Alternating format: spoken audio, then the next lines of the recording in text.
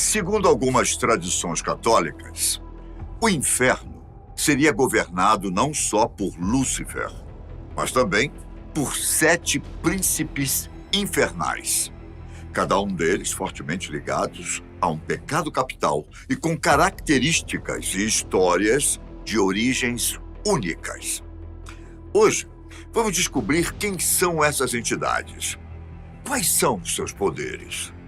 Será que alguém já os derrotou? Eu sou o Ivan Lima e é um prazer te receber aqui na Fatos Desconhecidos. Antes de mais nada, é importante destacar que essas informações que iremos observar não são essencialmente bíblicas. A Igreja Católica, ao longo dos anos, foi acrescentando novas tradições sobre demônios, que nem sempre encontram respaldo bíblico, claro. Os 7 príncipes do inferno, por exemplo, foram definidos por um teólogo e bispo do século XVI, chamado Peter Binsfeld. É um caso parecido com o que aconteceu com a obra Divina Comédia, de Dante Alighieri. O livro se tornou tão popular que, muitas vezes, informações e partes dele que se referem ao céu, inferno e aos demônios são tidos como bíblicos, quando na verdade não são. Porém, isso não faz as obras serem menos interessantes. Há até algumas versões que mesclam os círculos do inferno de Dante com os príncipes de Peter Binsfeld, fazendo com que cada um deles governe um círculo específico. Para esses soberanos demoníacos, talvez a definição de príncipe, segundo Maquiavel, se encaixe bem. Para o pensador Nicolau Maquiavel, vale muito mais ser temido do que amado. Bom, ele admite que o ideal seria ser as duas coisas ao mesmo tempo. Mas, como é difícil juntá-las, vale mais a pena ser temido do que amado. O italiano argumentava na sua obra O Príncipe que os homens eram ingratos, covardes e dados ao lucro. Quando você faz o bem a eles, só retribuem até que o perigo chegue. Quando ameaçados, revoltam-se. Parece até que Maquiavel estava respaldando o governo cruel e sádico dos príncipes do inferno. Cada um age como a própria encarnação de um pecado capital e dotados de habilidades demoníacas ímpares que os tornam temidos até mesmo entre os próprios demônios. Bom, agora vamos a eles. O primeiro dos 7 príncipes talvez seja o mais conhecido, Lúcifer.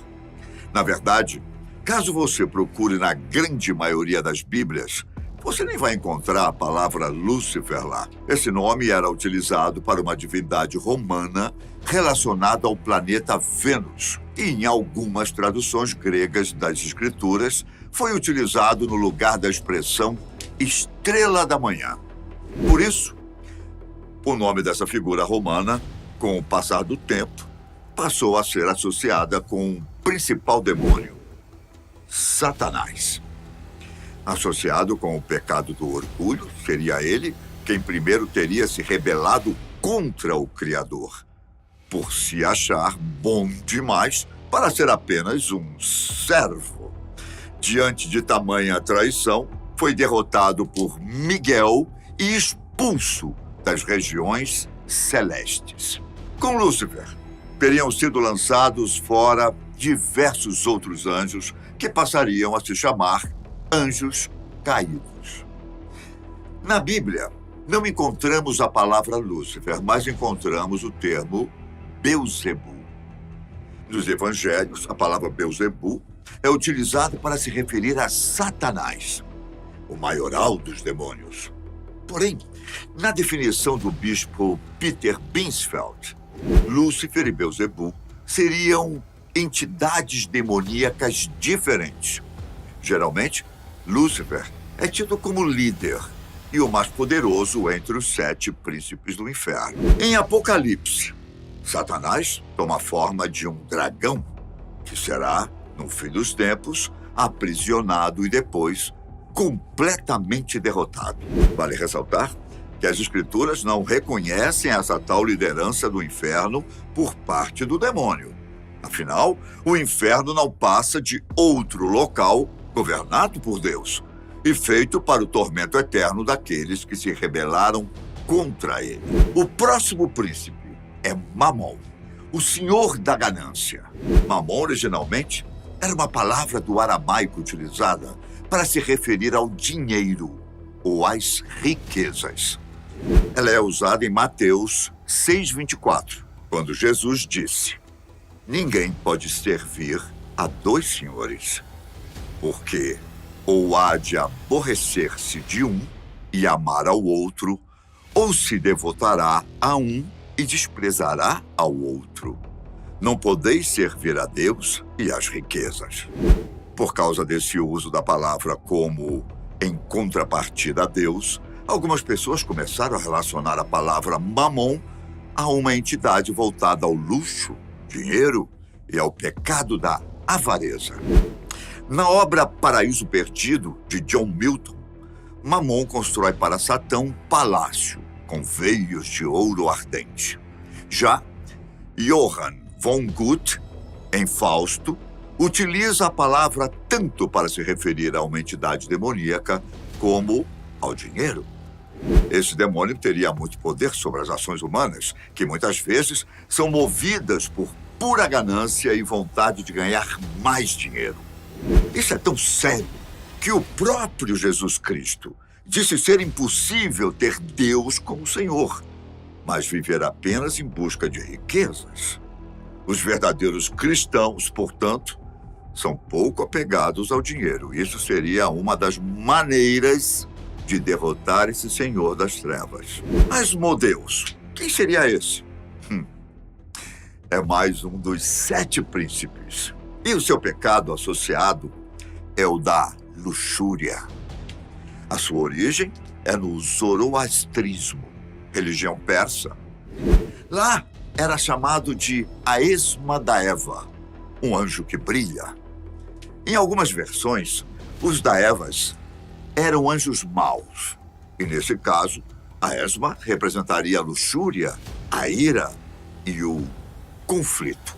Com o passar do tempo, foi incorporado ao judaísmo como um demônio envolvido com a depravação sexual. Há versões em que ele seria o próprio antigo rei de Sodoma, cidade completamente depravada em que vivia o sobrinho de Abraão, Ló, e que foi destruída por Deus. Depois de morto, esse rei teria se tornado um demônio ávido por luxúria. Sua aparência geralmente é representada como uma besta quimérica. Várias cabeças, que incluem bode e cavalo, aparecem sobre um corpo estranho. Asmodeus aparece no livro de Tobias, que está em versões católicas da Bíblia. No relato, ele matava todos os noivos de uma mulher que se chamava Sara. Na ocasião, Tobias foi ajudado pelo anjo Rafael e, finalmente, conseguiu espantar o demônio. O Leviatã é dito como outro dos 7 príncipes. Segundo Binsfeld, ele seria o demônio da inveja. Geralmente, o que é debatido como Leviatã veio de uma descrição de uma poderosa criatura no livro da Bíblia de Jó. Baseado nessas características, não muito específicas, ele já foi observado como sendo um imenso crocodilo ou até uma baleia. Porém, na maioria das vezes, toma a forma de uma serpente marinha gigante. Esse monstro estava bastante associado ao mar e era muito temido durante a Idade Média por marinheiros por conta disso. No século XVII, o autor Thomas Hobbes utilizou o termo Leviatã para se referir ao governo central do Estado.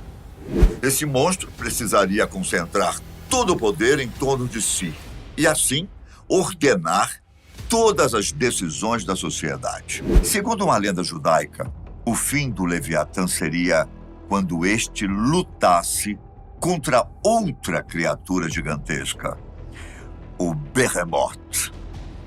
Como dito antes, Belzebu é um termo usado na Bíblia para se referir ao próprio Satanás, o maioral dos demônios. Porém, ele também pode se referir a outros dos príncipes do inferno.